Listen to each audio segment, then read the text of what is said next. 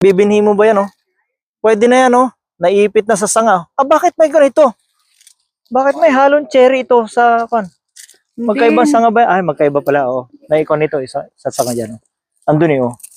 Umakyat dito. May halo dyan. Kaya tignan mo to. Ipit, Kunin mo oh. na nga. Ay, nabulok. Hindi, na ano lang yan, naupo lang yan dun sa ano siguro. Dito sanga niya, eh. Naupo rito, eh. Oh. Naupo dyan. Walang nangyari. Ah, sayang. Di kunin na. Hindi, kunin mo to. Kunin lang yung Hiwain mo yung, oo. Ayan, oh. Oo. Hindi, pwede yan, oh. Kasi, oh. Tatapyasin lang naman yung ano naupo niyang parte. Yung, kan. Ayun. Yun, oh. Hindi pa pwede, oh. Pwede, yan. Kunin mo na rin bago tikman ng At saka yan, oh. squirrel. Pitasin mo na. Nakaon ako. Oh, nakaon pala ako, eh. Tapos, pwede na bang pitasin ito? Oo, pitasin mo na nga. Bago unahan tayo na naman ng mga squirrel. Tapos yung isa.